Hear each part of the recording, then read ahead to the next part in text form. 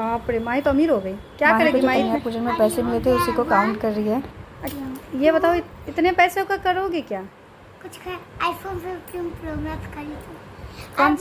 कौन सा? IPhone 15 pro max. ठीक से बाजे तो सीख जो पहले आईफोन। ये देखो, ये दो हो गए। Hello and welcome back to my YouTube channel. तो पिछले पार्ट में आप लोगों ने देखा किस तरीके से अष्टमी नवमी पूजा हुई, कन्या पूजन, ये सारा कुछ। अब नेक्स्ट पार्ट में चलते हैं। इस पार्ट में मैं कहती हूँ, जब से मैं बिहार रहने लगी हूँ, इससे पहले तो मैं दिल्ली रहती थी, बट जब से मैं बिहार रहने लगी हूँ तब से मुझे लगता है दशहरा पूजा से लेकर के छठ पूजा तक, मतलब जो भी बिहार से रिलेटेड हैं उनको बिहार आ जाना चाहिए या बिहार में ही रहना चाहिए।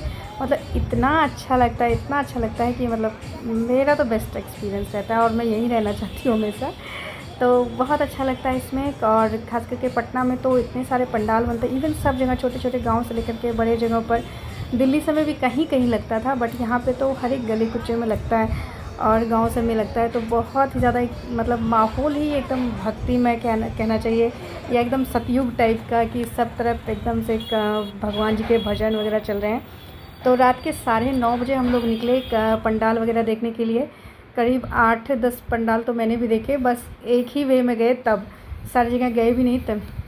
तब जा कर के मैंने 8 से 10 पंडाल देखे। और ये देख रहे हैं, रोड सब इतना सुंदर से सजाया गया था, इतना सुंदर से सजा हुआ रहता है। ये अभी से लेके छठ पूजा तक रहेगी, तो एकदम मतलब स्वर्ग से भी सुंदर लगता है। और ये पंडाल अलग अलग थीम पे, जैसा कि पता ही हर जगह बनाया जाता है, अलग अलग थीम पे हर जगह बनाया जाता है। डाक बंगला पटना का सबसे बेस्ट होता है, लेकिन ऐसा नहीं कह सकते, सब बेस्ट ही लगता है मुझे तो बस 9:30 बजे रात में निकली, कुछ पंडाल के दर्शन किए, प्रसाद खाया।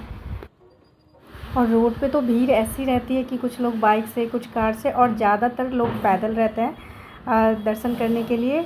तो मतलब भीड़ देख करके तो मुझे लगता है आधा से ज़्यादा पटना जो है, सब लोग उस रात में रोड पे ही रहते हैं, इस तरीके से आ जाते हैं। 1 बजे 2 बजे रात तक ऐसी ही भीड़ लगी हुई रहती है। मुझे पतिदेव ने पहले अच्छे पंडाल में घुमा दिया जहाँ पर कि भीड़ कम हो, बट मुझे मतलब अंदर से संतुष्टि नहीं हुई जब तक मैं वो बेली रोड वाला मैं देख नहीं लेती सारा भीड़ और वहाँ के पंडाल, तब तक संतुष्टि नहीं हुई। तो फिर मैंने कहा नहीं चलिए उसी भीड़ में चलते हैं। तब जा कर के लगा अच्छा ठीक है अब घूमें।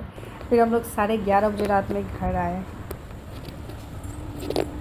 तो बस यहाँ पे हम लोग का अष्टमी नवमी का जो होता है, कन्या पूजन, खोइछा का पूजा पाठ और मेला सब कंप्लीट होता है। दूसरे दिन दशमी का था। सुबह उठ करके मैंने सबसे पहले पूजा पाठ सब कुछ अरेंज कर दिया और माँ जी के लिए नारियल पानी शरबत वगैरह बना के रख दिया, क्योंकि वो आज पारण करेंगी। तो बस सुबह जो उनकी तैयारी फटाफट में पूजा के जगह भी अरेंज कर दी, माही को नहा धुला के।